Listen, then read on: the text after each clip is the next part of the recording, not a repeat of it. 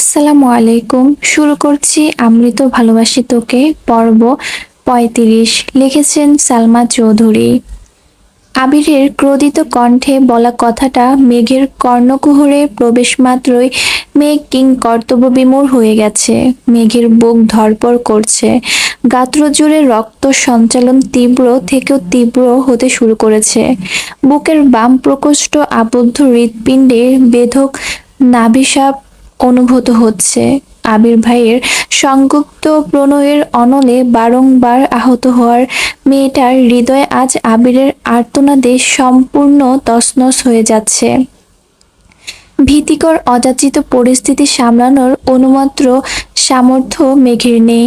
মেঘ ক্ষুদ্র আলোতে আশ্চর্য নয়নে চেয়ে আছে আবিরের পরিশ্রান্ত ধৃষ্টতায়। আবিরের হাতে থাকা মেঘের হাতটা থরথর করে কাঁপছে। ক্ষণিকের ব্যবধানে মেঘের অক্ষিপট ভেজে আসছে। আবির ভাই সরি বলছেন, কিন্তু কেন? চোখের সামনে ঘটা সবকিছু অবিশ্বাস্য মনে হচ্ছে। কাঙ্ক্ষিত ব্যক্তির মুখে অনাকাঙ্ক্ষিত শব্দ অবসহন করতে মেঘের নিজের সাথে নিজেকে প্রভূত বিগ্রহ করতে হয়েছে। মনের আস্তিনের টালমাটাল হাল সামলে মেঘ ভয়ার্ত গলায় জানতে চাইল, আপনার কি হয়েছে? কান্নার তোপে আবিরের কপালের পাশের শিরা উপশিরাগুলো দপদপ করছে। রক্তবর্ণের আখিযুগল আরো বেশি রক্তাভ হয়ে গেছে। আবিরের লাগামহীন ক্রন্দনের সমাপ্তির রেশ মাত্র নেই। মেঘের চোখ ছলছল করছে। দু দু হাত বরফের ন্যায় ঠান্ডা হয়ে যাচ্ছে। বুকের ভেতরের ঘনীভূত নভশ্চর সরিয়ে দীর্ঘশ্বাস ছেড়ে মেঘ ভেজা কণ্ঠে আবারও প্রশ্ন করল, আবির ভাই, আপনি কাঁদছেন কেন? আবির ঢোক গিলে মুখ তুলে মেঘের অভিমুখে চাইল। আবিরের চোখে মুখের ধরন অত্যন্ত গুরুগম্ভীর, চেহারায় বিন্দুমাত্র লাবণ্য নেই। মেঘের তুষারের মতন ঠান্ডা দুহাত আবির অতর্কিতেই নিজের গালে রাখল। সহসা আবিরের চওড়া দুহাত দিয়ে মেঘের ছোট ছোট হাতকে সম্পূর্ণ ঢেকে ফেলেছে। আবিরের গালের খোঁচা খোঁচা দাড়ি, সেই সাথে গাল বেয়ে গড়িয়ে পড়া নোনা জলের স্পর্শে মেঘের সর্বাঙ্গ শীতল হাওয়া বইছে।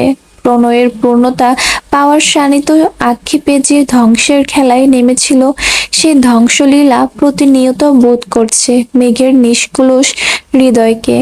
মনের গহীনে ১ বছরের আত্মগোপনের মন্তর গতিত বেড়ে ওঠা অভিমানের ভাবগুলো আজ আবিরের নিগুড় সংস্পর্শে অনুযোগে রূপ নিতে উঠে পড়ে লেগেছে। নিদারুণ ভীতিপ্রদ পরিস্থিতিতে মেঘ হতহিম্বল হয়ে গেছে। লুকোচুরি প্রেমগুলো মনের অন্তরালেই নিথর হয়ে গেছে। আবিরের নীরের দৃষ্টি উদ্বেগ স্পষ্ট। আবির আস্তে করে গলা খাকারি দিয়ে অত্যন্ত নমনীয় কণ্ঠে বলল, অপ্রসন্নতায় ঘেরা জনপদে আমি না চাইতেও বিশল্যকরণীয় কবলে পড়ে গেছি। পৃথিগত শব্দে তোকে বুঝাতে আজ আমি অক্ষম। প্রয়োজনে সমস্ত বিপর্যয় নীরবতা সয়ে যাব, তবুও ব্যর্থ সইতে পারবো না। মেঘ শান্ত সুরে নির্দ্বিধায় বলল, আপনাকে ব্যর্থতায় সইতে হবে না। আমি সবসময় দোয়া করি যেন আপনি সবকিছুতে সফল হতে পারেন। আমার বিশ্বাস আপনি সফল হবেন ইনশাল্লাহ। এবার অন্তত থামুন প্লিজ। আবির ভেজা চোখে মুচকি হেসে বলল, তবে যে কাউকে অনেক বেশি সহিষ্ণু হতে হবে। মেঘের উদ্দিলহীন কণ্ঠে জানালো, আরো সহিষ্ণুতায় যদি আপনার সাফল্য অর্জিত হয়, তবে সে অমেয় সহিষ্ণুত হবে। আবির মেঘের হাতের উপর থেকে নিজের হাত সরিয়ে মলিন হেসে ঠান্ডা কণ্ঠে বলল, অনেক রাত হয়েছে, ঘুমাতে যান এখন। মেঘ চিন্তিত কণ্ঠে শুধালো, আর আপনি? একটু পর যাব। মেঘ নিজের ওড়নার একপাশ টেনে আলতোভাবে আবিরের মুখ মুছে দিল। আবির চোখ বন্ধ করে মেঘের স্নিগ্ধতা অনুভব করছে। এতক্ষণ কান্নার কারণে বুঝতে না পারলেও এখন মেঘের গায়ের গন্ধ আবির মত্ত হয়ে যাচ্ছে। মায়াবতীর ছুতে চাওয়ার উন্মাদন আঁকড়ে ধরেছে আবিরকে। হৃদয়ের ক্ষত প্রতিহত করার ক্ষমতা আবিরেরও থাকলেও মেঘের প্রতি অগাধ অনুরক্তি লুকিয়ে রাখার সামর্থ্য আবিরের নেই। মেঘের অনাবশ্যক যত্নে আবিরের বুকে অদ্ভুত শিহরণ জাগে। আবিরের মনে মেঘকে নিয়ে সর্বদাই সংশয় কাজ করে। মেঘ যেদিন আবিরের চোখে চোখ রেখে আবিরের অনুভূতি জানতে চাইবে, সেদিনই আবিরের সবকিছু ছারখার হয়ে যাবে। কারণ ওই চোখে চোখ রেখে আবির কখনো মিথ্যে বলতে পারবে না। অন্যদিকে নিজেকে নিজে কথা দিয়েছে, মেঘকে প্রতিশ্রুতি দিবে না, বউ করে নিজের অঢেল ভালোবাসার সম্মুখ প্রমাণ দিবে। মেঘের কান্না চিরতরে মুছে দেওয়ার প্রতিজ্ঞা করেছে। সেসব কিছু ভেবেই বারংবার আহত হয় আবির। মেঘকে সম্পূর্ণ নিজের করে নিতে পারছে না। পরিবার নাম বেড়াজালে বাধা পড়ে আছে। পরিবার নাম বিপরীত দিনকে দিন বেড়েই চলেছে। আবির প্রতিনিয়ত নিজেকে দায়ী করছে, আর অন্তরতে উত্তাপে নিজেই ঝলসে যাচ্ছে। মেঘ আবিরের চোখ মুখ মুছে শীতল কণ্ঠে বলল, আমাকে রুম পর্যন্ত এগিয়ে দিয়ে আসবেন? আবির ভ্রুকুচকে ক্ষীণ সুরে বলল, আসছিলেন কিভাবে? মেঘ চট করে বলে ফেলল, যেভাবেই আসি না কেন তাতে আপনার কি, এখন আমাকে দিয়ে আসবেন, চলুন। আবির আর চোখে মেঘের পানে তাকালো। ক্ষুদ্র আলোতেও মেয়েটার ক্রোধিত মুখশ্রী জল করছে। আবির মৃদু হাসলো। আবিরের হাসি দেখে মেঘ হতাশ হয়ে ভারী নিঃশ্বাস ছেড়ে আকুল কণ্ঠে বিড়বিড় করে বলল, ওই যে দেখুন, দরজায় দাঁড়িয়ে তানারা আমার দিকে কেমন করে তাকিয়ে হাসছে। মেঘের আজগুবি কথা শুনে আবির না হেসে থাকতে পারল না। অকস্মাৎ জোরে শব্দ করে হাসতে শুরু করেছে। আবিরের মুখে হাসি ফোটাতে পেরেছে বলে মেঘ আহ্লাদে গলে যাচ্ছে। আবিরের হাস্যোজ্জ্বল চেহারায় অপলক দৃষ্টিতে তাকিয়ে মনে মনে আওড়ালো, আপনি যতবার নিরাশ হবেন আমি ঠিক ততবার আপনার মনের আশার আলো জ্বালাবো। আমি তো আপনার পাশে হৈতশীয় ছায়া হয়ে থাকবো। আবেগে আপ্লুত মেঘের রঙিন ধৃষ্টতার অন্ধকার মুহূর্তেই সরে গেছে। রং বেরঙের স্বপ্নে সেজে উঠেছে মনের আঙ্গিনা। আবিরের নজর মেঘের দিকে পড়তেই জিভ দিয়ে ঠোঁট ভিজিয়ে ভ্রু নাচালো। মেঘ লজ্জায় চিবুক নামিয়ে বিড়বিড় করে বলল, আপনার হৃদয় অনুভূতির সমাপ্তি পূর্বেই নবরূপে সৃজন করব তৃপ্তির নিকেতনে। আবির বসা থেকে দাঁড়িয়ে মোলায়েম কণ্ঠে বলল, ম্যাম চলুন। আবির হাঁটছে, মেঘও আবিরের পিছু পিছু হাঁটছে। কিছুটা আলোকিত ছাদ পেরিয়ে দরজার কাছে আসতেই মেঘ চোখ বন্ধ অন্ধকার দেখছে।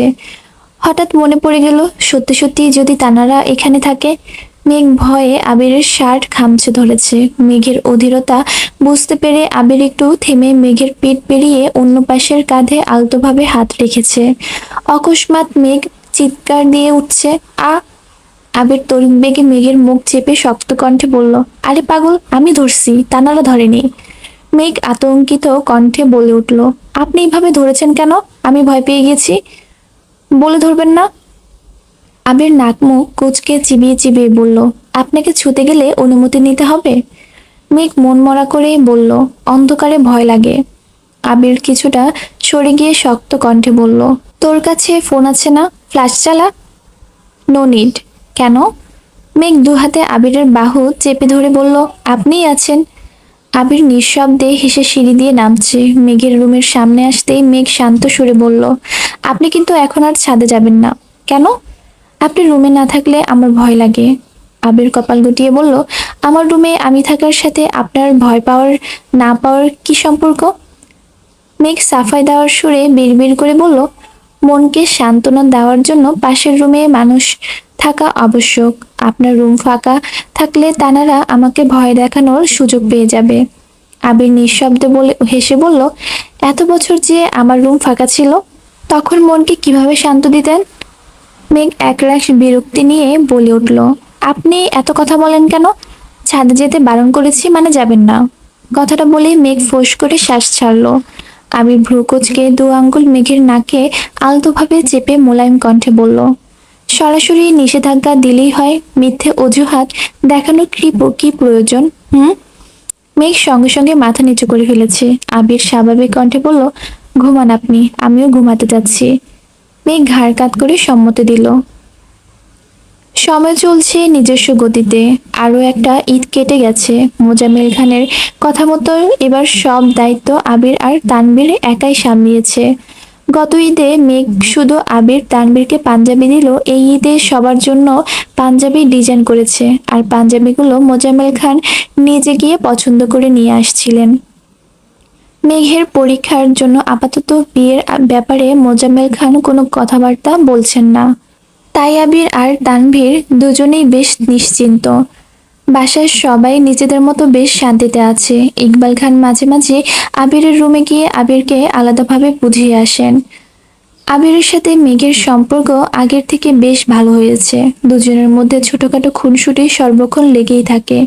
একে অপরকে ভালোবাসে, দুজন দুজনের ভালোবাসা উপলব্ধি করতে পারে, তবুও মুখ ফুটে কেউ কাউকে ভালোবাসি বলতে পারে না।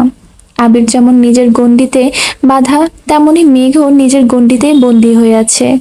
মিনহাজের ঘটনার পরপর মনে মনে প্রতিজ্ঞা করেছিল, যতদিন পর্যন্ত আবিরের প্রণয়ের প্রমাণ পাবে না ততদিন পর্যন্ত মেঘ আবিরকে কিছুই বলবে না। ধীরে ধীরে মিনহাজদের সাথেও মেঘের সম্পর্ক কিছুটা উন্নত হয়েছে। তানভীর নিজের কাজে ব্যস্ত হয়ে গেছে, তবে সময় পেলে আবিরের গাড়ি নিয়ে ভাই বোনদের সঙ্গে নিয়ে ঘোরাঘুরি করে। ফুপ্পিদের বাসার সাথেও যোগাযোগ ভালো হয়েছে। 15 দিন কিংবা মাসে একবার হলেও যাতায়াত হয়। সবার সম্পর্ক ভালো থাকলেও মিম আর আরিফের সম্পর্ক এখনো টম অ্যান্ড জেরির মতোই আছে। মেঘ একটুর জন্য চোখের আড়াল হলেই মিম কোনো এক অঘটন ঘটিয়ে ফেলে। আরিফ প্রথম প্রথম আম্মুর কথা ভেবে মিমের দুষ্টুমি সহ্য করলেও এখন আর করে না। সুযোগে দুটার পিছনে লাগে। আজ সকাল থেকে শিমুল আর সোহাগ তানভীরকে কল দিচ্ছে। অনেকদিন যাবৎ বন্ধুদের সাথে দেখা হচ্ছে না, তাই তানভীর বিকেলের দিকে বন্ধুদের সাথে দেখা করতে বেরিয়েছে। শিমুল আর সোহাগ দুজনেই আগে থেকে উপস্থিত। একসঙ্গে ঘোরাঘুরি করে আড্ডা দিচ্ছিল আর চা খাচ্ছিল। তানভীর চায়ের চুমুক দিয়ে রাস্তার দিকে তাকাতেই সহসা ভ্রু কুঁচকালো। বন্যা কিছু জিনিসপত্র নিয়ে একা একা হনহন করে যাচ্ছে। তানভীর চায়ের কাপ রেখে তড়িঘড়ি করে উঠে পড়ল, তোরা বস, আমি আসতেছি। সোহাগ ধীর কণ্ঠে শুধালো, কোথায় যাচ্ছিস? তানভীর মেকি সুরে জবাব দিল, প্রেম করতে। তানভীর যেতে যেতে বন্যা অনেকটাই সামনে চলে গেছে। তানভীর পিছন থেকে ডাকলো, এই বন্যা। আচমকা পুরুষালী কণ্ঠে নিজের নাম শুনে বন্যা ফিরে তাকালো। তানভীরকে দেখে কিছুটা স্বস্তি পেল। স্বাভাবিক কণ্ঠে বলল, আসসালামু আলাইকুম। ওয়ালাইকুম আসসালাম। পরীক্ষা কেমন হলো? আলহামদুলিল্লাহ, ভালো।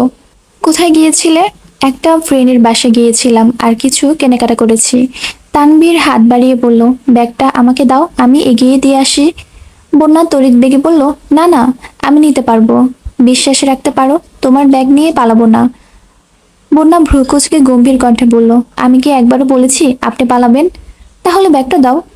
বন্যা নিতে গিয়ে বন্যার হাতে তানভীরের হাত লাগতে বন্যা তৎক্ষণাৎ ব্যাগ ছিঁড়ে হাত সরিয়ে ফেলেছে। তানভীরের তপ্ত স্পর্শ অনুভব হতেই বন্যার বুক কেঁপে উঠেছে। তানভীর ব্যাগ ধরে বিস্ময় সমত তাকে প্রশ্ন করলো, কোনো সমস্যা? না না। তানভীরকে কে বুঝাবে? বন্যার কাছে তানভীর মানুষটাই সমস্যা। বন্যা যতটা সম্ভব তানভীরের থেকে নিজেকে গুটিয়ে রাখে, তবুও ততটা পারে না। কোনো না কোনো ভাবে মানুষটার সাথে দেখা হয়ে যায়। বন্যা স্বাভাবিক কণ্ঠে বলল, আপনি এখানে কেন আসছিলেন? বন্ধুরা দেখা করার জন্য বারনার কল দিয়েছিল, তাই আসছি। এখানে চলে আসছেন যে? বন্ধুরা খুঁজবে না? আমাকে ব্যাগটা দিয়ে বন্ধুদের কাছে যান, আমি নিতে পারবো। এত কথা বলো কেন তুমি? আমি সাথে যাচ্ছি, এটা ভালো লাগছে না। তানভীরের ধমকে বন্যা কিছুটা কেঁপে উঠল। তানভীর সহসা কৌতুক সুরে বলল, আরে মজা করছিলাম, চলো তোমাকে 1 কাপ চা খাইয়ে রিকশায় উঠিয়ে দিচ্ছি। বন্যা নাক কুচকে বলল, চা খাবো না, ধন্যবাদ। তানভীর শব্দ করে হেসে বলল, আমি তো জানতাম তোমার চা খুব পছন্দ, এখন আমি বলছি বলে খাবে না? বন্যা কিছুটা উদ্বিগ্ন কণ্ঠে বলল, আপনাকে কে বলেছে? মেঘ। সেটা তুমি জেনে কি করবা? খাবে কিনা বলো। বন্যা আস্তে করে বলল, ঠিক আছে। অনেকটা সামনে এগিয়ে রাস্তার পাশে একটা চায়ের দোকানে দুজনেই চা খেতে দাঁড়িয়েছে। আশেপাশে তেমন মানুষজন নেই। চায়ের দোকানে 4-5 জন লোক চা খাচ্ছে, যার মধ্যে 2 জন সিগারেট টানছে। বন্যা গোল গোল চোখে সেই লোকদের দিকে তাকিয়ে আছে। তাদের হাবভাব দেখে বন্যার ভ্রু যুগল আরো কুচকে আসে। তানভীর সে দৃশ্য দেখে বলল, তুমি বরং এই পাশে দাঁড়াও, তাহলে ধোঁয়া আসবে না। বন্যা অতর্কিত তানভীরের পানে তাকালো। কিছু একটা জিজ্ঞেস করতে গিয়েও থেমে গেল। তানভীর তপ্ত সুরে বলল, কিছু বলবে? বন্যা এপাশ ওপাশ মাথা নেড়ে না করলো। তানভীর পুনরায় প্রশ্ন করলো, তুমি কি কোনো কারণে আপসেট? বন্যা চোখ তুলে তাকালো, তবে কিছু বলল না। বন্যা রাস্তার দিকে মুখ করে দাঁড়ানো, আর তানভীর রাস্তার পাশে দাঁড়ানো। এদিকে সচরাচর গাড়ি চলাচল করে না। হঠাৎ দু একটা গাড়ি আসে। বন্যার সঙ্গে সরাসরি চোখাচোখি হতেই তানভীর বন্যার মাদকের ন্যায় চোখে গহীনে ডুবে গেছে। আশেপাশে ভুলে নিরেট দৃষ্টিতে বন্যার দিকে তাকিয়ে আছে। আচমকা বন্যা এগিয়ে এসে তানভীরের প্যাট বরাবর শার্ট আঁকড়ে ধরে শক্ত করে টান দিতেই তানভীর বেসামাল হয়ে বন্যার সঙ্গে ধাক্কা খেল। তানভীরের ঘোর কাটতেই খেয়াল করলো একটা পিকআপ নিয়ন্ত্রণ হারিয়ে তানভীরের পাশ কেটে স্পিডে চলে গেছে। তানভীর সঙ্গে সঙ্গে আশেপাশে দেখলো। এদিকে বন্যার দুহাত এখনো তানভীরের পেটে। কয়েক মুহূর্তের তানভীর স্বাভাবিক হলো। বন্যার স্পর্শ অনুভব করা মাত্রই তানভীরের সারা শরীর ঝাঁকুনি দিয়ে উঠেছে। নিজেকে সামলে তানভীর সঙ্গে সঙ্গে সরে দাঁড়িয়েছে। বন্যার রাগে ফুঁসতে ফুঁসতে বলল, আপনাকে এতবার ডাকলাম, কথা কানা যায়নি? তানভীর বন্যার ক্রোধিত চোখ মুখ দেখে মৃদু হাসল। তানভীরের মস্তিষ্ক এখনো বন্যার স্পর্শে অনুভব মেতে আছে। কি হয়েছে বা কি হতে যাচ্ছিল এসবে তানভীরের বিশেষ মনোযোগ নেই। তানভীরের ঠোঁটে হাসি দেখে বন্যার মেজাজ আরো বেশি খারাপ হলো। রাগে কটমট করে বলল, আপনি হাসতেছেন? এখন যদি গাড়িটা আপনার উপর দিয়ে যেত তখন কি হতো? তানভীর মৃদু হেসে বলল, জানি না। বন্যা ফের বলে উঠল, রাস্তাঘাটে এভাবে চলাফেরা করেন? তানভীর কপাল গুটিয়ে প্রশ্ন করলো, কিভাবে চলাফেরা করি? অসাবধানতায়। ও। বন্যা ফোঁস করে উঠল, ও কি? আপনার কিছু একটা হয়ে গেলে বাসার অবস্থা কি হতো একবার ভেবেছেন? তানভীর কপাল কুঁচকে বলল, কি হতো? তানভীরের দুষ্টামি বুঝতে পেরে বন্যার রাগে আরো বেশি ফুঁসছে। রাগের কারণে বন্যার ঠোঁট দুটা স্বাভাবিক তুলনায় বেশ সরু হয়ে গেছে। গোলাপি লিপস্টিকের সরু ওষ্ঠদয়ে তানভীরের নজর স্থির হয়ে আছে। বন্যার রাগে একের পর এক কথা বলছে। তানভীর অবাক লোচনে শুধু ঠোঁটেই চেয়ে আছে। বন্যা অকস্মাৎ বলে উঠল, আমি এখনই মেঘকে কল দিয়ে সব বলবো। মেঘের নাম শুনে তানভীরের এবার টনক নড়ে উঠল। ততক্ষণে বলল, প্লিজ বনুকে কিছু বলো না। বন্যা ভারী কণ্ঠে বলল, আপনি কতটা কেয়ারলেস এটা তো ওর জানা দরকার। আমি এখনই কল দিচ্ছি। বন্যা মেঘকে কল দেওয়ার জন্য নাম্বার বের করতে লাগলো। তানভীর বন্যার হাত থেকে ফোন নিয়ে নিজের পকেটে রেখে গম্ভীর কণ্ঠে বলল, আর যাই করো সমস্যা নেই, কিন্তু বনুকে আজকের ঘটনা বলো না প্লিজ। কেন? তানভীর মনে মনে বিড়বিড় করলো, ভাইয়া যদি জানতে পারে আমার জন্য বনু কান্না করছে, তাহলে সবার রাগ আমার উপরই ঝাড়বে। ও মা গো, আমি নাই। তানভীর ঢোক গিলে উষ্ণ সুরে বলল, বনুকে বললে বাসার সবাই জেনে যাবে। বনু কান্নাকাটি করে নাজেহাল অবস্থা করে ফেলবে। বাসার সবাই মানুষরাও বকা খেতে হবে। বন্যা চাপা সুরে বলল, মেঘকে খুব ভালোবাসেন তাই না? তানভীর কপাল কুঁচকে মৃদু হেসে জবাব দিল, হ্যাঁ খুব ভালোবাসি। বন্যা ধীর কণ্ঠে বলল, মেঘও আপনাকে অনেক ভালোবাসে। ওর জন্য আর বাসার সবার জন্য হলো একটু সাবধানে চলাফেরা করবেন। আপনার একটু উদাসীনতা পুরো পরিবারকে কাটতে হবে, তাই প্লিজ সাবধানে চলাফেরা করবেন। তানভীর নিঃশব্দ দৃষ্টিতে তাকিয়ে মোলায়েম কণ্ঠে বলল, ইনশাআল্লাহ চেষ্টা করব। চায়ের দোকানের মামা কোথায় গিয়েছিলেন? এতক্ষণে কোথা থেকে এসে জিজ্ঞেস করলেন, মামা আপনাদেরকে চা লাগবো? তানভীর উচ্চ সুরে বলল, একটা আদা চা আর একটা লেবু চা। লেবু চাতে চিনি একটু বেশিই দিবা। বন্যা অবাক চোখে তাকিয়ে প্রশ্ন করলো, আপনি কিভাবে জানেন আমি লেবু চা খাই আর চিনি বেশি খাই? তানভীর আর চোখে আকাশের পানে তাকিয়ে অকস্মাৎ বলে উঠল, ঠিকই তো, আমি কিভাবে জানি? বন্যা গম্ভীর কণ্ঠে বলল, প্রশ্নটা আমি আপনাকে করেছি। তানভীর মেকি সুরে বলল, উত্তর ভাবতে সময় দিবে তো নাকি? বন্যা তানভীরের হাবভাব দেখে প্রখর তপ্ত সুরে বলল, থাক, আর উত্তর দিতে হবে না। বাঁচা গেল। বন্যা শুকনো নেত্রে তাকালো। ততক্ষণে তানভীর চা আনতে চলে গেছে। চা খেতে খেতে বন্যা বেশ কয়েকবার তানভীরের দিকে তাকিয়েছে। তানভীর সেটা বুঝতে পেরে আগে থেকে সাবধান হয়ে গেছে। চা খাওয়ার শেষে চায়ের বিল দিয়ে কিছুটা সামনে গিয়ে বন্যাকে একটা রিকশায় উঠিয়ে দিল। যাওয়ার আগে পকেট থেকে বন্যার ফোনটা বের করে দিতে দিতে আবারও বলল, প্লিজ বনুকে কিছু বলো না। তানভীর আবারও সোহাগদের কাছে চলে গেল।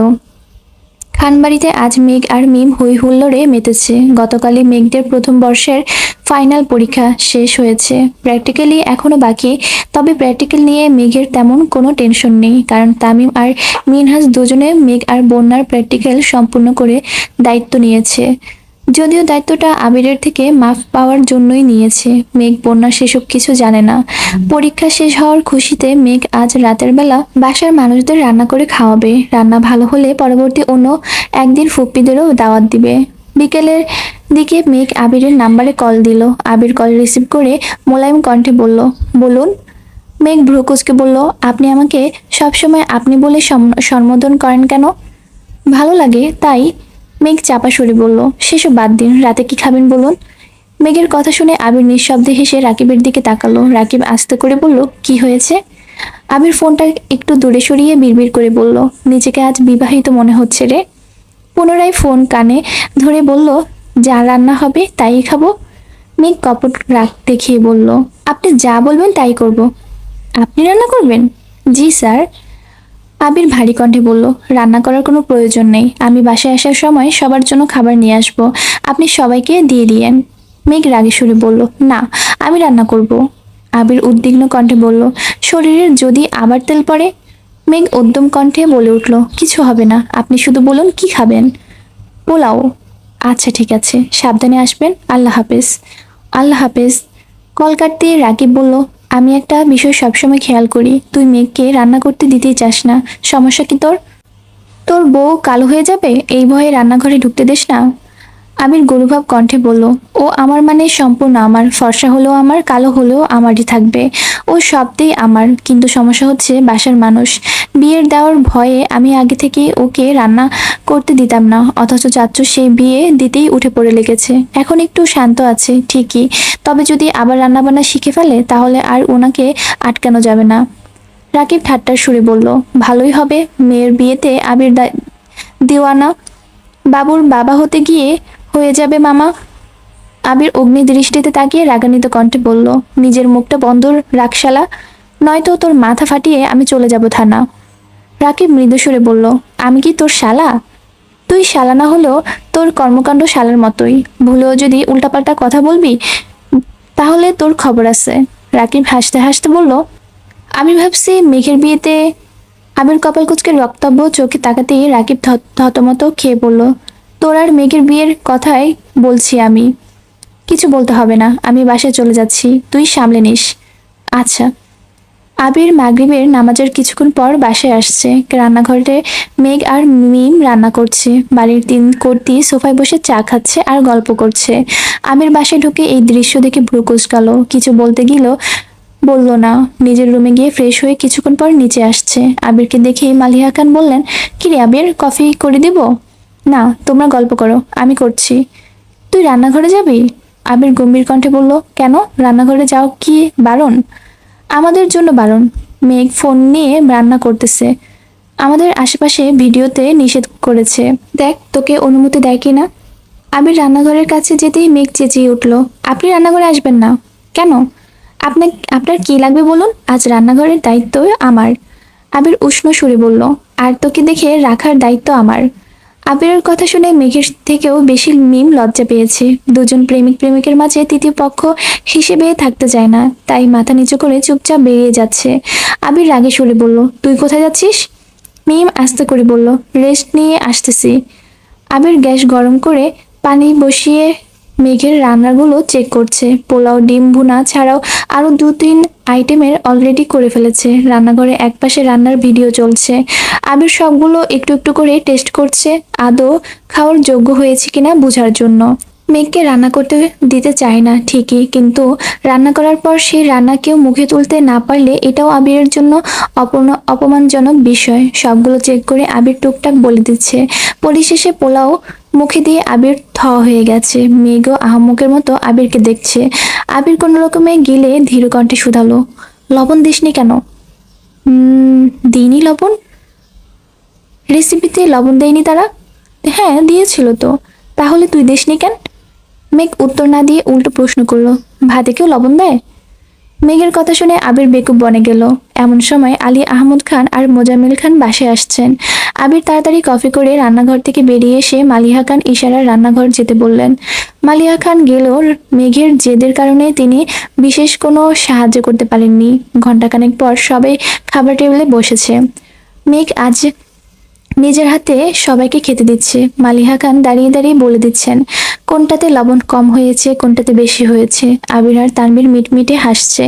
মোজাম্মেল খানের নজরে পড়তে ফোঁস করে উঠল, এত হাসাহাসি করো করো কেন তোমরা? তোমরা যাও, এতগুলো আইটেম রান্না করে নিয়ে আসে, তারপরও দেখি কেমন হয়। তানভীর ঠোঁট বেঁকে বলল, আমরা সেজন্যই হাসছি না, আপনি যে এই অবস্থায় বনুকে বিয়ে দেওয়ার কথা ভাববেন তার জন্যই হাসছি। মোজাম্মেল খান গরুগম্ভীর কণ্ঠে বলে উঠলেন, এমন বাড়িতেই মেয়ে বিয়ে দিব যেখানে আমার মেয়েকে রাঁধুনি নয় রাজরানী হয়ে থাকবে। তানভীর মাথা নিচু করে মনে মনে আওড়ালো, আর সেটা এই খানবাড়ি। এখানে আমার বোন রাজরানী হয়ে থাকবে, অথচ আপনি বুঝতে পারছেন না। রাত 10টার পরে মেঘ আবার রান্না করতে গেছে। এবার আর কোনো রেসিপি চেষ্টা করেনি। সবার জন্য নুডলস রান্না করে মিম তানভীরকে রুমে দিয়ে কিছুটা আবিরের জন্য নিয়ে গেছে, আর বাকিটা বাসার সবার জন্য রেখে দিয়ে গেছে। মেঘ দরজায় দাঁড়িয়ে আস্তে করে বলল, আসবো? আবির ওয়ার্ড্রোবের জামা কাপড় রাখছিল। ঘাড় ঘুরিয়ে মেঘের অন্ধকার ছন্ন চেহারা দেখে থমকে দাঁড়ালো। হতবাক হয়ে জিজ্ঞেস করলো, কি হয়েছে? মেঘ চিবুক নামিয়ে সমসুর করে বলল, আমার রান্না ভালো হয়নি, হয়তো পেট ভরেনি, তাই নুডলস নিয়ে আসছি। আবির মৃদু হেসে বলল, বিষ নিহিত জেনেও প্রতিনিয়ত আমরা কত কি খাচ্ছি, সেখানে আপনার লবণ কম, মশলা বেশি খাবার, আর এমন কি?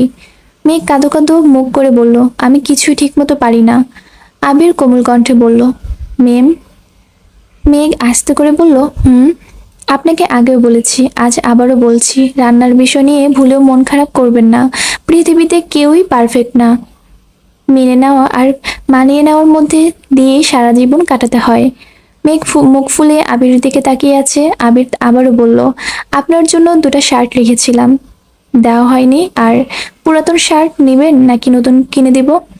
আবির ইস্ত্রি করা দুটো শার্ট বের করে মেঘের দিকে এগিয়ে দিল, একটা সাদা আর একটা কফি কালার। মেঘ শার্ট দুটা দেখে সহসা আবিরের দিকে তাকালো। আবিরের পরনও শুভ্র রঙের একটা শার্ট। মেঘ মনে মনে সাহস অর্জন করে হঠাৎ বলে উঠল, পুরাতনই নিব, কিন্তু আমি এই সাদা শার্টটা নিব না, আপনার পরনেরটাই নিব। আবির স্বাভাবিক ভঙ্গিতে বলল, আচ্ছা, ওই দুইটা আপাতত নিয়ে যান, কালকে এটা ধুয়ে তারপর দিয়ে আসবো নে। মেঘ শ্বাস ছেড়ে নীরব কণ্ঠে বলল, শার্ট আমি ধুতে পারবো, দিলে এখনই দেন, নয়তো লাগবে না। আবির সঙ্গে সঙ্গে শার্ট খুলে একটা টি শার্ট পরে সাদা শার্টটা মেঘকে দিয়ে দিল। মেঘ তিনটা শার্ট নিয়ে যেতে যেতে বলল, নুডলসটা খেয়ে নিয়েন।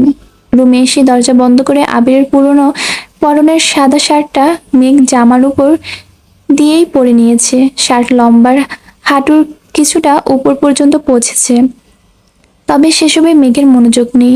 মেঘ চোখ বন্ধ করে আপন মনে আবিরের গায়ের গন্ধ উপলব্ধি করছে। কল্পনাতে আবিরকে নিয়ে শতাব্দী পেরিয়ে যাচ্ছে। অজানা অনুভূতি মেঘের মনকে আষ্টে পৃষ্ঠে জড়িয়ে নিয়েছে। মেঘ পুরো ঘরে ছুটোছুটি করে ড্রেসিং টেবিলের সামনে গিয়ে দাঁড়ালো। লজ্জায় মেঘের নাক মুখ লাল হয়ে যাচ্ছে। বারবার হাত দিয়ে মুখ ঢাকছে, আবার আঙ্গুল ফাঁক করে নিজেকে দেখছে। অকস্মাৎ আবির ভাইয়ের মতো হাতা ফোল্ড করতে শুরু করলো। আবিরের মতো সুন্দর না হলেও মেঘ সেভাবেই কোমরে হাত রেখে ফ্যাশন করছে। একটু পরপর শার্টের গন্ধ শুকছে। প্রায় 20 মিনিট পর মেঘ বিছানায় শুয়ে দুচোখ বন্ধ করে দীর্ঘ নিঃশ্বাস ছাড়লো। দেখতে দেখতে মাসখানেক কেটে গেছে। এর মধ্যে মেঘের প্র্যাকটিক্যাল পরীক্ষাও শেষ হয়ে গেছে। অন্যদিকে আবিরের ব্যস্ততা দ্বিগুণ বেড়েছে। সকালে নাস্তা করে বাসা থেকে বের হয়ে ফিরতে ফিরতে প্রায় 10টা থেকে 11টা বেজে যায়। মেঘ প্রায় প্রতি রাতেই বেলকনিতে দাঁড়িয়ে আবিরের জন্য অপেক্ষা করে। প্রিয় মানুষটার জন্য অপেক্ষা করতে কখনো ক্লান্ত হয় না মেয়েটা।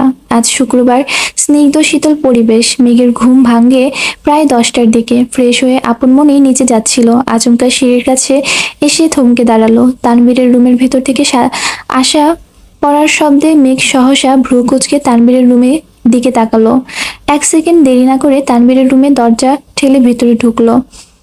মেঘকে দেখে তানভীর পড়া থামিয়ে শান্ত সুরে জিজ্ঞেস করলো, কিছু বলবি?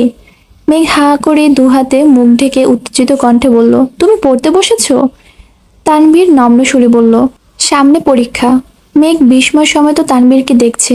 বাসার মেয়ে সংঘটিত ঘটনার পর থেকে বাবা ছেলের সম্পর্কে যেমন ফাটল ধরেছে, তেমনি ফাটল ধরেছে পড়াশোনার সাথেও। রাজনীতিতে জড়ানোর পর পড়াশোনাটা কেবল সার্টিফিকেটের জন্যই চালিয়ে গেছে। পরীক্ষা ব্যতীত কখনো কলেজের গণ্ডিতে পার হয় না। এত বছর পর হঠাৎ তানভীরকে পড়তে বসতে দেখে মেঘের বিস্ময় যেন কমছেই না। এক ছুটে গেল হালিমা খানের কাছে। একে একে সবাইকে তানভীরের পড়ার কথা বলেছে। সেসব শুনে মিম আর আদিও তানভীরকে এক নজর দেখে গেছে। মেঘ রুমে এসে দেখে বন্যা কল দিচ্ছে। বন্যার কল রিসিভ করেই মেঘ উত্তেজিত কণ্ঠে বলল, জানিস কি হয়েছে? বন্যা আতঙ্কিত কণ্ঠে বলল, কি কি হয়েছে?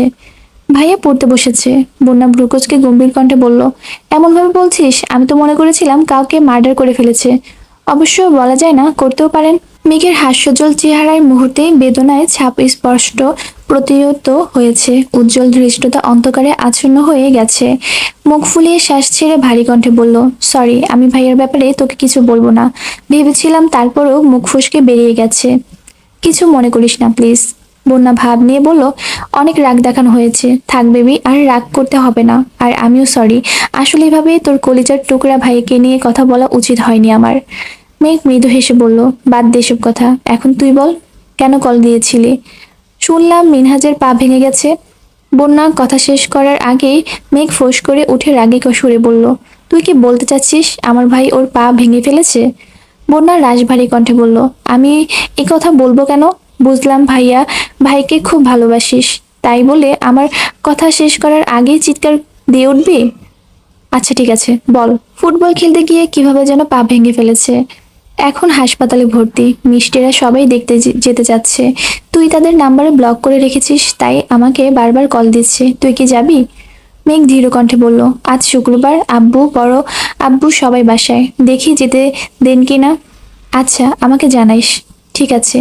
মেঘ নিচে আসছে, আব্বুর সাথে দেখা। মেঘ ভয়ে ভয়ে বলল, আব্বু, আমার একটা ফ্রেন্ড পায়ে ব্যথা পেয়েছে, সবাই দেখতে যাবে, আমিও যাই? মোজাম্মেল খান মেয়ের দিকে তাকিয়ে মলিন হেসে বলল, ঠিক আছে, যাও, তানভীরকে নিয়ে যেতে বলো। ভাইয়া পড়তেছে। মোজাম্মেল খান আশ্চর্যজনিত নয়নে তাকিয়ে বলল, কি, তোমার ভাইয়া পড়তে বসেছে? মেঘ নিঃশব্দে হেসে বলল, হ্যাঁ, অনেকক্ষণ যাবৎ পড়তেছে। হঠাৎ পড়তে বসার কারণ কি? জানি না, ভাইয়াকে ডাকবো? মোজাম্মেল খান ধীর কণ্ঠে বললেন, না থাক, পড়তে যেহেতু বসেছে পড়ুক, তুমি বরং আবিরকে বলো নিয়ে যেতে। আবিরের নাম শুনেই মেঘ আতঙ্কিত কণ্ঠে বলল, না, আমি একাই যেতে পারবো। মেঘ মনে মনে ভাবছে, আবির ভাই যদি জানতে পারে আমি মিনহাজকে দেখতে যাচ্ছি, তাহলে তেলে বেগুনে জ্বলে উঠবে। মোজাম্মেল খান হালকা ধমকে সুরে বললেন, একা যেতে হবে না, আবিরকে নিয়ে যাও। আবির ভাই ঘুমাচ্ছেন। এত বেলা হয়ে গেছে এখনো ঘুমাচ্ছে? আবিরের ঘুম ভাঙিয়ে তোমাকে নিয়ে যেতে বলো, আর আবির রাজি না হলে আমি আমি নিয়ে যাব। মেঘ বিড়বিড় করতে করতে আবিরের রুমের দিকে হাঁটলো। বুক ফুলিয়ে শ্বাস টেনে ফোঁস করে শ্বাস ছেড়ে ভেতরে ঢুকলো। আবিরের মায়াময় ঘুমন্ত চেহারায় কিছুক্ষণ তাকিয়ে থেকে আস্তে করে ডাকলো, আবির ভাই। আবির ঘুমের মধ্যেই জবাব দিল, হুম। মেঘ খানিক থেমে মৃদু হেসে আবারও ডাকলো, আবির ভাই। আবির ঘুম ঘুম চোখে তাকিয়ে মেঘকে দেখে মুচকি হাসলো। আবিরের সদ্য ভাঙা স্বপ্নটা আবারও চোখের সামনে ভেসে উঠেছে। মেঘের মায়াবী আদলে তাকিয়ে মোলায়েম কণ্ঠে বলল, জি ম্যাম, বলুন। মিনহাজের কথা শুনে কি না কি করে বসবে সেসব ভেবেই ভয়ে মেঘের বুক কাঁপছে। তবুও সাহস নিয়ে বলল, আব্বু বলেছেন আমাকে নিয়ে একটু বাহিরে যেতে। আবির শোয়া থেকে এক লাফে বসে উত্তেজিত কণ্ঠে বলল, চাচ্চু বলেছে? জি। কোথায়? মিনহাজ পায়ে ব্যথা পেয়েছে, দেখতে যাব। আবির ভ্রু কুঁচকে জিজ্ঞেস করলো, পায়ে ব্যথা কিভাবে পেয়েছে? ফুটবল খেলতে গিয়ে। আপনি যাবেন? যাব না কেন? চাচু বলেছেন যেতে তো হবেই। আবির রেডি হয়ে নিচে নামতেই মোজাম্মেল খানের সাথে দেখা। মোজাম্মেল খান শান্ত সুরে বললেন, যাওয়ার সময় ফলমূল কিনে নিয়ে যাও। জি আচ্ছা। আর হ্যাঁ, নাস্তা করে বের হও।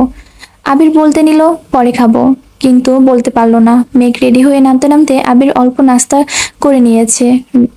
রাস্তা থেকে ফল আর কিছু খাবার নিয়ে মিনহাজকে দেখতে গেল।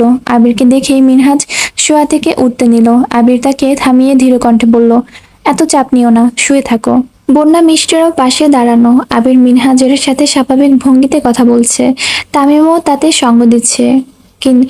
কিন্তু মেঘের বিষয়টা একদম ভালো লাগছে না। মেঘ এখন পর্যন্ত আবিরকে যতটা চিনেছে, আবির মোটেই এরকম নয়। মিনহাজদের সাথে আবিরের কথাপথন শুনে মনেই হচ্ছে না যে দুদিন আগের তাদের ভেতরে এত বিদেশ ছিল। মেঘ বন্যার হাতে চিমটি কেটে বিড়বিড় করে বলল, আবির ভাইয়ের হঠাৎ মিনহাজদের প্রতি এত উদার কেন হলো বলতো?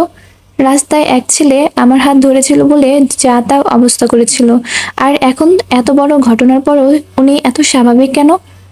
বন্যা গভীর কণ্ঠে বলল, আবির ভাইয়া কি আমার নাকি নাকি তোর? আমি কিভাবে জানবো? আবির কিছুক্ষণ কথা বলে বেরিয়ে গেছে। মেঘরা বেশ কিছু সময় কথাবার্তা বলতো। এর মধ্যে মিনহাজের বাড়ি থেকে মানুষ আসছে। এই অবস্থায় হোস্টেলে থাকতে কষ্ট হয়ে যাবে, তাই কিছুদিনের জন্য ওকে বাড়িতে নিয়ে যাবে। মিনহাজকে বিদায় দিয়ে মেঘ বোনারা বিভিন্ন বিষয়ে কতক্ষণ আলোচনা করলো। আবিরকে কল দেওয়ার কিছুক্ষণের মধ্যে আবির চলে আসছে। মেঘ স্বাভাবিক কণ্ঠে জিজ্ঞেস করলো, কোথায় গিয়েছিলেন? একটু কাজ ছিল। একটা কথা বলবো? বল। আপনার এত পরিবর্তনের কারণ কি? আবির ভ্রু গুটিয়ে ধীর কণ্ঠে শুধালো, কিসের পরিবর্তন? আপনি তো আগে এমন ছিলেন না, তাহলে এখন এমন হয়ে যাচ্ছেন কেন? আবির মলিন হেসে বলল, আপনার ভালোর জন্য। আমার ভালো মানে? আবির বাইক স্টার্ট দিতে দিতে বলল, সময় হলে বুঝবেন। মেঘ শঙ্কায় আর কিছুই বলতে পারল না, চুপচাপ দুজনেই বাসায় ফিরেছে। 3 দিন কেটে গেছে। তানভীর গতকালকে বন্ধুদের সাথে ট্যুরে গেছে, ফিরতে আরো 1-2 দিন লাগবে। আজ মিমের স্কুলের প্রোগ্রাম, তাই সকাল থেকে মেঘের কাছে বায়না ধরেছে প্রোগ্রামে মেঘের ফোনটা নেওয়ার জন্য। মেঘও তেমন আপত্তি করেনি, মিমকে ফোন দিয়ে দিয়েছে। বিকেল দিকে মেঘ ঘুমিয়েছিল, হঠাৎ হালিমা খান আর আকলিমা খান এসে ডাকতে শুরু করেছেন, তোকে দেখতে মানুষ আসছে, তাড়াতাড়ি উঠ। সেকেন্ডের মধ্যে মেঘের ঘুম উধাও। তরিং বেগে উঠে বসে চেঁচিয়ে উঠল, কি? আকলিমা খান চাপা সুরে বললেন, আস্তে করে কথা বল, নিচে লোকজন বসে আছেন। মেঘ অবিশ্বাস্য চোখে তাকিয়ে আবারও চেঁচালো, আমি কোথাও যাব না। মেঘ আশেপাশে ফোন খুঁজতে নিল, হঠাৎ মনে পড়েছে মিমের ফোন নিয়ে যাওয়ার কথা। হুট করে ঘটা ঘটনাগুলো মেঘের মস্তিষ্ক অকেজো করে তুলেছে। কি করবে তার দিশ বিদাস পাচ্ছে না। আজ বাসায় তানবীর, মিম কেউ নেই। কে বাঁচাবে মেঘকে? কিভাবে যাবে পাত্রপক্ষের সামনে? আবির ব্যতীত কাউকে পাত্র হিসেবে দেখতে চাই না।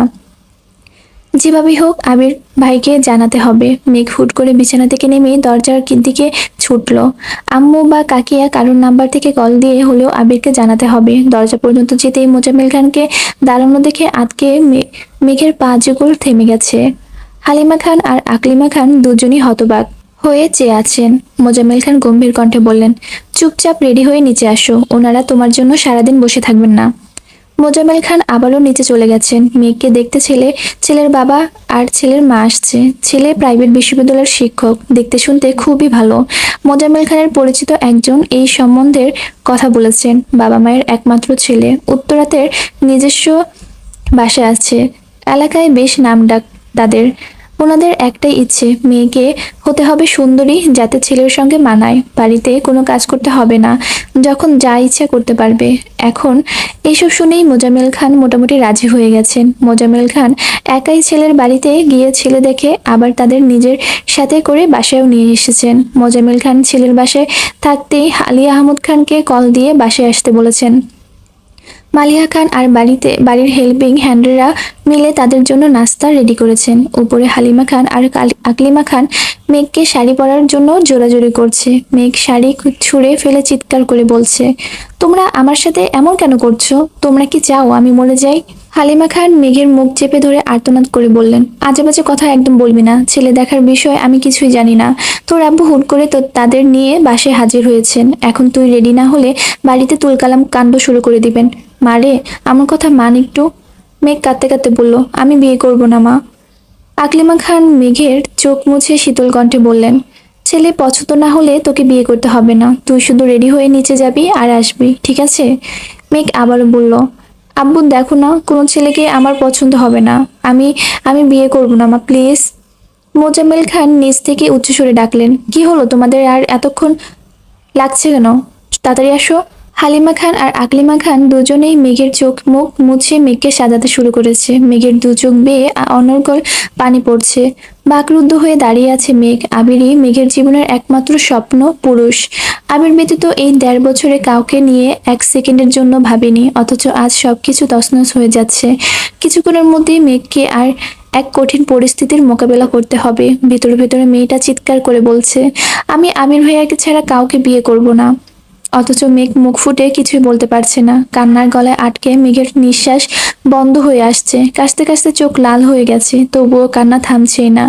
20-25 মিনিট পর মোজাম্মেল খান আবারও উপরে আসলেন। ততক্ষণে মেহমানদের নাস্তা খাওয়া শেষ। আলী আহমদ খান বাসায় ফিরে কেবলই ফ্রেশ হতে গেছেন। মালিহা খানও নিজের রুমে বসা। মেঘকে অনেক জোরাজুরি করেও শাড়ি পরাতে পারেনি, তাই সবুজ রঙের একটা 3 পিস পরিয়ে আকলিমা খান মোটামুটি সাজিয়ে দিয়েছেন। চোখে কাজল আর ঠোঁটে লিপস্টিক দিলেই মেয়েটাকে অসম্ভব সুন্দর লাগে। আকলিমা খানও সেটাই করেছেন। মোজাম্মেল খান দরজা থেকে মেঘকে দেখে কপাল গুটালো। ভেতরে এসে গম্ভীর কণ্ঠে বলল, কি শুরু করেছো তুমি? আর কতক্ষণ ওনাদের বসিয়ে রাখবে? মেঘ মাথা নিচু করে দাঁড়িয়ে আছে। মোজাম্মেল খান ভারী কণ্ঠে বললেন, আমাকে ভাইজান বলেছিল পাত্রপক্ষ বাসায় এনে তারপর কথা বলতে, আমি তাই করেছি। এখন দেখি কে আটকায়। মেঘ মনে মনে আওড়ালো, আমার আবির ভাই আসলে এক মুহূর্তেই সবকিছু ছাড়খাড় করে দিবে, তারপর বুঝবা কে আটকায়। অকস্মাৎ নিচ থেকে আবিরের চিৎকার শব্দ ভেসে আসছে। আবিরের কণ্ঠ কানে বাজতেই মেঘ সহসা বিপুল চোখে তাকালো। সর্বাঙ্গে হিমশীতল হাওয়া বয়ে যাচ্ছে, দু চোখ চিকচিক করছে। আবিরের কণ্ঠে একের পর এক হুঙ্কার আসছে। মোজাম্মেল খান দ্রুত রুম থেকে বেরিয়ে গেলেন। ওনার পেছন পেছন হালিমা খানও আকলিমা খানও ছুটছেন। মেঘের দু চোখ বেয়ে ততক্ষণে পানি পড়ছে, কিন্তু ঠোঁট জুড়ে প্রশান্তির হাসি ফুটেছে। মেঘ দীর্ঘ নিঃশ্বাস ছেড়ে বলল, আপনি আমার অভয়, আপনি আমার প্রণয়, তাই তো দঙ্গে দঙ্গে আপনার অনুসঙ্গে ডুবে যেতে চাই।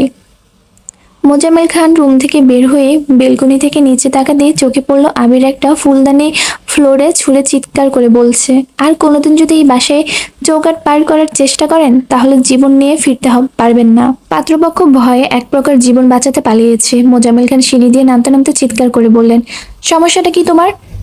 আমার কোনো সমস্যা নেই। তুমি বিয়ে করবে না বলে কি এই বাড়ির কারো বিয়ে হতে দিবে না? আবির উচ্চস্বরে চেঁচিয়ে উঠল, না, হবে না। আগামী 6 মাস এই বাড়িতে কোনো বিয়ে হবে না। তোমার কথাই শেষ। আবির রাগান্বিত কণ্ঠে পুনরায় বলল, হ্যাঁ, এই ব্যাপারে আমার সিদ্ধান্তই শেষ সিদ্ধান্ত। মোজাম্মেল খান রাগে ফুসফুস করছেন। অতিরিক্ত রাগে আবিরের চোখ মুখ লাল টকটকে হয়ে যাচ্ছে।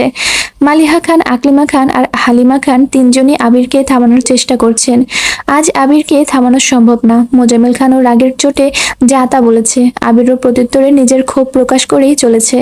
আবির রাগে সবার পাশ কাটিয়ে উপরে যেতে যেতে বিড়বিড় করে বলল, এরপর পাত্রী দেখার নাম করে কেউ এই বাসে আসলে চৌকাঠ পার হওয়ার আগেই দুপা ভেঙে দিব। অতিরিক্ত রাগে আবিরের শরীর ঘেমে একাকার অবস্থা। শার্টের বোতাম খুলতে খুলতে একটু এগোতেই মেঘের সঙ্গে দেখা। ডাগর ডাগর দু চোখে গাঢ় কাজল আর ঠোঁট ভর্তি লিপস্টিক দেখে আবিরের মেজাজ তুঙ্গে। মেঘ ছলছল নয়নে তাকিয়ে আছে। এমন সময় আলী আহমদ খান নিজের রুম থেকে বের হয়েছেন। মোজাম্মেল খান তখনও নিজের মতো বকবক করেই যাচ্ছেন। আবির দীর্ঘ নিঃশ্বাস ছেড়ে দু হাতে বৃদ্ধাঙ্গুল দিয়ে মেঘের দু চোখের কাজল লেপটে দিয়েছে। সাথে সাথে ডান হাতের বৃদ্ধাঙ্গুল মেঘের ঠোঁটের ঘষা দিয়ে লাল টকটকে লিপস্টিক গাল পর্যন্ত ছড়িয়ে দিয়েছে। মেঘ আহাম্মকের মতো তাকিয়ে আছে। আবির গম্ভীর কণ্ঠে বলল, নিচে তোর শ্বশুর অপেক্ষা করছে, যা নিজের রূপটা দেখিয়ে আয়। আবির ফোঁস করে নিজের রুমে চলে গেছে। মেঘ ঘাড় ঘুরিয়ে ততক্ষণে আবিরের দিকে তাকিয়ে রইল। নিচ থেকে আলী আহমদ খানের ধমকের শব্দে মেঘ লাফ দিয়ে উঠে সঙ্গে সঙ্গে নিজের রুমে ঢুকে দরজা বন্ধ করে দিয়েছে। ড্রেসিং টেবিল নজর পড়তেই মেঘ গুটি গুটি পায়ে এগিয়ে গেল। লেপটে যাওয়া কাজল আর গাল পর্যন্ত ছড়ানো লিপস্টিক দেখে মেঘ মুচকি হেসে বলল, আবির ভাই, আপনি বড্ড হিংসুটে, তবে এই হিংসুটে মানুষটাকে আমি ভালোবাসি। নিচ থেকে চিৎকার চেঁচামেচির শব্দ আসছে। মেঘ ভয়ে গুটিসুটি মেরে বিছানায় এক কর্নারে বসে আছে। দু একবার উঠে দরজা পর্যন্ত গিয়েও ফিরে আসছে। আবিরের প্রতি মেঘের অবাধ বিশ্বাস।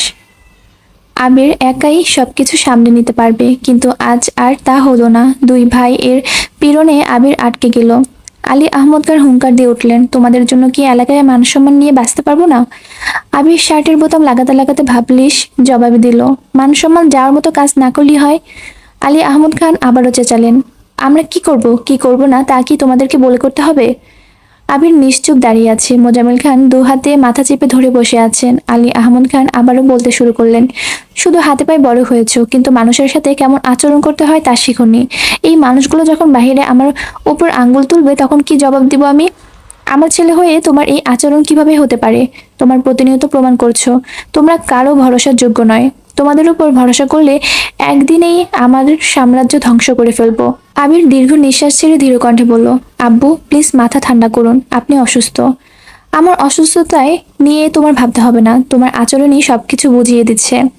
আবির ভেতরের ক্রোধ কোনোভাবে আটকাতে পারছে না, রাগী সুরে বলল, ঠিক আছে, আমি যেহেতু আপনার সাম্রাজ্যের একমাত্র সমস্যা, সেই সাম্রাজ্য আর কলঙ্কিত না করি। আবির দীর্ঘ কদম ফেলে বাসা থেকে বেরিয়ে যাচ্ছে। আলী আহমদ খান পেছন থেকে আবারও হুঙ্কার দিয়ে উঠলেন, এটা ভদ্রলোকের বাড়ি, এই বাড়িতে কোনো গুন্ডা বদমাশের জায়গা নেই।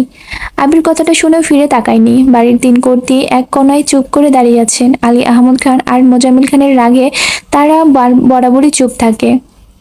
আবির বেরিয়ে গেলেও দুই ভাই এখনো থামতে পারছে না। বুকের ভেতর ক্রোধ থেমে থাকার নয়। কোনো ব্যক্তি আলী আহমদ খানের যতই প্রিয় হোক না কেন, খান বাড়ির মান সম্মানে আঘাত করলে আলী আহমদ খান তাকে কখনোই ছেড়ে দেন না, হোক সেটা আবির কিংবা 28 বছরের পূর্বে আবিরের ফুপ্পি। প্রিয় এক এর চেয়েও প্রিয় মানুষকেও ক্ষণিকের ব্যবধানে অপ্রিয় করে তুলতে সক্ষম। ঘণ্টাখানেকের মধ্যে খানবাড়ির পরিবেশ নিস্তব্ধ হয়ে গেছে, যে যার রুমে চলে গেছেন। আলী আহমদ খান প্রেশারের ওষুধ খেয়ে শুয়ে পড়েছেন। মালিহা খান ওনার পাশে বসে আস্তে করে বললেন, ছেলেটাকে এভাবে কথা বলার আপনার ঠিক হয়নি। আপনি ভাবেন না যে আমি আপনাকে জ্ঞান দিচ্ছি। আবির তানভীর দুজনে মেঘকে অনেক বেশি আদর করে, তাই মেঘের বিয়ের ব্যাপারটা ওরা কিছুতেই মানতে পারছে না। এদিকে মেঘের আব্বু একের পর এক ছেলে দেখতেই যাচ্ছে, ওদের কি দোষ? আলী আহমদ খান গম্ভীর কণ্ঠে বললেন, ছেলেকে কল দিয়ে বাসায় আসতে বলো। মালিহা খান সঙ্গে সঙ্গে নিজের ফোন থেকে আবিরের নাম্বারে কল দিল, কিন্তু আবিরের ফোন বন্ধ। টানা 2-3 বার কল দেওয়ার পরও বন্ধ পেয়ে মালিহা খান ভয়ে সিটিয়ে পড়েছেন। ততক্ষণে আলী আহমদ খান ঘুমিয়ে পড়েছেন। মালিহা খান রুম থেকে বেরিয়ে দ্রুত হালিমা খানকে ডাকলেন। মোজাম্মেল খান রুমেই বসা। ভাবির আতঙ্কিত কণ্ঠ শুনে জিজ্ঞেস করলেন, কি হয়েছে ভাবি? ভাইজানের কিছু হয়েছে? না, আবিরের ফোন বন্ধ, কল দিচ্ছি, পাচ্ছি না। মোজাম্মেল খান নিজের ফোন থেকেও একবার চেষ্টা করলেন, বন্ধ পেয়ে স্বাভাবিক কণ্ঠে বললেন, রাগ করে বেরিয়েছে, তাই হয়তো ফোন বন্ধ করে রেখেছে। র- খুলে ফেলবে কিছুক্ষণের মধ্যে, আপনি রেস্ট নিন। হালিমা খানও বেশি কিছুক্ষণ বুঝিয়েছেন, কিন্তু মালিহা খান আতঙ্ক কমছেই না। তানভীরকে কল দিয়েছে, বলেছে তানভীর ওখানেই থেকে পরিচিত সবার সাথে যোগাযোগ করছে, কিন্তু আবিরের সাথে কারো কথা হয়নি। রাকিবকে কল দেওয়ার রাকিব বলল, আবির যাওয়ার সময় আমাকে বলেছে প্রয়োজনে আজই আব্বু চাচুর সব বলে দিব, তবুও এত প্যারা নিতে পারবো না। তানভীর বাসায় ঘটনা যা জানে সবটাই রাকিবকে জানিয়েছে, সব জায়গায় খোঁজ খবর নিতে বলেছে। এত ঘটনার মাঝে মেঘের কোনো হদিশ নেই। ইকবাল খান সন্ধ্যার দিকে অফিস থেকে ফেরার পথে মিমকে প্রোগ্রাম থেকে নিয়ে এসেছে। বাসায় এসে এসব ঘটনা শুনে ইকবাল খান স্তব্ধ হয়ে গেছেন। মিম সঙ্গে সঙ্গে ছুটল মেঘের ঘরে। মেঘের রুমের দরজা বন্ধ। অনেকক্ষণ ডাকার পর মেঘ ঘুম থেকে উঠে দরজা খুলে দিয়েছে। মেঘের চোখ আর ঠোঁট এখনো আগের মতোই আছে। মিম ভ্রুকুচকে বলল, তোমার এই অবস্থা কেন? মেঘ আয়নার নিজের মুখটা দেখে মুচকি হেসে বলল, এমনি। মিম মেঘের ফোন মেঘকে দিয়ে আতঙ্কিত কণ্ঠে বলল, তুমি হাসছো? ভাইয়া যে রাগ করে বাসা থেকে বেরিয়ে গেছে। মেঘ আঁতকে উঠে বলল, কি? মেঘ তাড়াতাড়ি আবিরের নাম্বারে ডায়াল করলো। সত্যি সত্যি নাম্বার বন্ধ। ইন্টারনেট সব জায়গায় থেকে মেসেজ দিয়েছে, কিন্তু আবির কোথাও নেই। মেঘের চোখ মুখ মুহূর্তে অন্ধকারাচ্ছন্ন হয়ে গেছে। বুকের ভেতর আতঙ্ক বাসা বেঁধেছে। মেঘের এখন নিজের উপর রাগ করছে। না ঘুমিয়ে তখন রুম থেকে বের হলেই পরিস্থিতি বুঝতে পারতো, অন্তত আব্বু আর বড় আব্বুর সামনে কিছু একটা বলতে পারতো। মিম শীতল কণ্ঠে বলল, আজ তোমার ফোনটা নেওয়া একেবারে উচিত হয়নি, সরি আপু। মেঘ মৃদু হেসে বলল, তোর কোনো দোষ নেই, সব দোষ আমার কপালে, তুই রুমে যা। মেঘ অনবরত আবিরের নাম্বারে কল দিয়ে যাচ্ছে। ফুফি, জান্নাত আপু, আসিফ ভাইয়া সবার সাথে কথা বলেছে, কিন্তু কেউ কিছু জানে না। মেঘ নিচে নামতে পারছে না, কারণ আজকের এই ঘটনার জন্য মেঘ নিজেকেই দায়ী করছে। মেঘ উপায় না পেয়ে বন্যাকে কল দিল। বন্যা কল রিসিভ করতে মেঘ একে একে সব বর্ণনা করেছে। বন্যা শান্ত সুরে বলল, আচ্ছা রাত পর্যন্ত অপেক্ষা কর, দেখ উনি আসেন কিনা। ফোন বন্ধ যেন মেঘ একের পর এক কল দিয়ে যাচ্ছে। রাত 9টার দিকে তানভীর মেঘকে কল দিল। মেঘ কান্না ভেজা কণ্ঠে জিজ্ঞেস করলো, ভাইয়া আবির ভাই কোথায়? তানভীর মোলায়েম কণ্ঠে বলল, আমি খোঁজ নিচ্ছি, যোগাযোগ হলে জানাবো। তাছাড়া আগামীকাল আমি বাসায় ফিরবো, তুই মন খারাপ করে থাকিস না। মেঘ কাঁদতে কাঁদতে বলল, আমার জন্যই তোমাদের এত ঝামেলা, আমি যেদিকে দু চোখ যায় সেদিকে চলে যাব। তানভীর ঠান্ডা কণ্ঠে বলল, পাগলামি করিস না বনু, একটু বোঝার চেষ্টা কর। মেঘ কল কেটে দিয়েছে। রাতে কারো খাওয়া দাওয়া নেই, যে যার মতো আবিরকে কল দিচ্ছে। পরিচিত সবার সাথে বারবার যোগাযোগ করছে, কিন্তু কেউ কিছুই জানে না। বন্যা রাতে আবারও কল দিয়ে খোঁজ নিয়েছে। দুদিন কেটে গেছে, আবির এখনো বাসায় ফিরেনি। দুদিন ধরে কোনো অফিসেও যাচ্ছে না। আলী আহমদ খান, মোজাম্মেল খান, ইকবাল খান নিজেদের মতো খোঁজ খবর নিয়ে যাচ্ছেন, কিন্তু আশানুরূপ ফলাফল পাচ্ছেন না। আজ বিকেলে বন্যা মেঘদের বাসায় আসছে। মেঘকে রুমে না পেয়ে সরাসরি ছাদে গেল। মেঘ চোখ বন্ধ করে সোফায় হেলান দিয়ে বসেছিল। বন্যা মৃদু হেসে বলল, মেঘ। মেঘ বন্যাকে দেখে বসা থেকে উঠে জড়িয়ে ধরে কাঁদতে শুরু করলো। আমার জীবনে এত কষ্ট কেন বন্যা? বন্যা মেঘের মাথায় হাত বুলিয়ে শান্ত সুরে বলল, কষ্ট সবার জীবনেই থাকে। কেউ মনের মধ্যে চেপে রাখতে পারে, আবার কেউ পারে না। মন খারাপ করিস না। দোয়া করি আবির ভাইয়া যেন তাড়াতাড়ি ফিরে আসেন। মেঘকে কিছুক্ষণ বোঝানোর পর মেঘ শান্ত হয়েছে। দুই বান্ধবী পাশাপাশি বসা। বন্যা হঠাৎ ধীর কণ্ঠে বলল, একদিন থেকে তুই খুব ভাগ্যবতী রে মেঘ। কোন দিকে? এই যে আবির ভাইয়া প্রেয়সী হিসেবে। দুনিয়া উল্টে যাক আর যাই হোক না কেন, বিপদে উনি ঠিকই তোকে বাঁচিয়ে নেন। এমন মানুষ পাওয়া ভাগ্যের বিষয়। সেই ভাগ্যটাকে তো কোনোভাবেই ধরে রাখতে পারছি না, আর নিজেকে শক্ত রাখতে পারছি না। তুই কিভাবে এত শক্ত থাকিস? বন্যা মলিন হেসে বলল, শক্ত থাকি না, তবে শক্ত থাকার চেষ্টা করি। কিভাবে? তুই একদিন বলেছিলি মানুষ নিরন্তর সুখের নীড় খুঁজে আর কষ্ট আড়াল করে প্রতিনিয়ত স্বভাবসিদ্ধ হাসে। সত্যি বলতে এটাই বাস্তবতা। জীবনে চলার পথে প্রতিটা মানুষই মানসিক শান্তি খুঁজে, যেখানে সে সর্বোচ্চ ভালো থাকতে পারবে। কিন্তু সেই সুখের স্থান সবার ভাগ্যে জোটে না রে। তখন বাধ্য হয়ে ভালো থাকার অভিনয় করতে হয়। মেঘ ভ্রু কুঁচকে প্রশ্ন করলো, তোর আবার কি হয়েছে যে তোকে অভিনয় করতে হয়? বন্যা মলিন হেসে বলল, তেমন কিছু না, বাদ দে। মেঘ ভারী কণ্ঠে বলল, আমি বাদ দিব না, তোকে আজ বলতেই হবে। আমি প্রায় খেয়াল করি তুই মাঝে মাঝে মন মরা হয়ে থাকিস, জিজ্ঞেস করলে ইগনোর করিস। আজকে তোকে বলতেই হবে। জানি কথাগুলো শুনলে তোর কষ্ট লাগছে, কারণ আমি তোর বেস্ট ফ্রেন্ড হয়েও তোর কাছে এত বড় সত্যিটা লুকিয়েছি। মেঘ ভ্রুকুচকে আতঙ্কিত কণ্ঠে প্রশ্ন করলো, কি হয়েছে তোর? বন্যা ঢোক গিলে উষ্ণ সুরে বলতে শুরু করলো, আমাদের এসএসসি পরীক্ষার পর অনেকদিন তোর সাথে আমার যোগাযোগ ছিল না। তখন হাতে ফোনও ছিল না।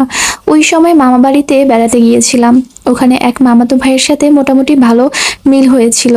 ভাইয়া তখন বাড়িতে পড়াতো, ছুটিতে বাড়ি আসছিল। আর যেহেতু ভাইয়াদের বাসাতেই আমরা বেড়াতে গিয়েছিলাম, সেই সুবাদে দুষ্টামি ফাজলামি করতাম। একদিন আম্মু মামা মামি কথা বলছিল, কথার মাঝখানে আমাদের দুজনের কথা উঠে আর মোটামুটি বিয়ের আলোচনা শুরু হয়ে যায়। তখন আমি আর ভাইয়া দুজনেই রুমে উপস্থিত। আমি ফাজলামো করলেও সেটা ভাই হিসেবে করতাম, কিন্তু আমার আম্মুদের আলোচনায় তা সম্পূর্ণ বদলে গেছে। ভাইয়ার সাথে আমার ওই রকম কিছুই নেই। এটা আম্মুর বলার পরও আম্মু বলেছে এই বিয়ের আলোচনা আরো 1 বছর আগেই হয়েছিল, যেটা এতদিন প্রকাশ পেয়েছে। মূল কথা তারা দেখতে চেয়েছিল আমার আর ভাইয়ার বন্ডিংটা কেমন। এসব জানার পর আমি আরো বেশি হতাশ হয়ে গিয়েছিলাম। বাধ্য হয়ে সুযোগ ভাইয়াকে সবকিছু খুলে বলি। ভাইয়া সাহায্য করার বদলে আমায় প্রপোজ করে বসে। তখন রাগ করে মামা বাড়ি থেকে চলে আসি। এরপর থেকে ভাইয়া মাঝে মাঝে আম্মুর নাম্বারে কল দিত। যেহেতু প্রাথমিকভাবে বিয়ের আলোচনা হয়েছিল, তাই আম্মু আমাকে ফোন দিতেন। আমি না চাইতেও ওনার সাথে কথা বলতাম। ধীরে ধীরে আমিও মানসিকভাবে সেই মানুষটার সাথে জড়াতে শুরু করি। আমার যেহেতু আলাদা ফোন ছিল না, ওইভাবে কথাও হতো না। একদিন আপুর ফোন থেকে ফেসবুকের ওনার আইডি চেক করি, যা দেখে আমি রীতিমতো টাসকি খেয়েছিলাম। ওনার আইডিতে একের পর মেয়ের ছবি। ওনার বন্ধু তালিকায় ছেলে নেই বললেই চলে। তার মধ্যে একজন সাথে বেশ কিছু ছবি পোস্ট করা, যার সবগুলোতে রোমান্টিক ক্যাপশন দেওয়া। আমি সেসব সহ্য করতে না পেরে ওনাকে কল দিয়ে রাগারাগি করি। এক পর্যায়ে উনি স্বীকার করে যে সেই মেয়ে তার গার্লফ্রেন্ড, শুধুমাত্র পরিবারের মানুষের সামনে ভালো সাজার জন্য এমন কাজটা করেছে। তাছাড়া উনি আমার চেয়ে ভালো কাউকে ডিজার্ভ করেন। আরো কত কি। বন্যা দীর্ঘ নিঃশ্বাস ছেড়ে আবারও বলল, সেদিনের পর একটা কথাই মাথায় ঢুকেছে, জীবনে বহুরূপী মানুষের চেয়ে একজন অতি সাধারণ মানুষও ঢের ভালো। মানুষটা নিষ্ঠুর কিংবা পাষাণ হোক, তবুও একান্ত আমার হোক।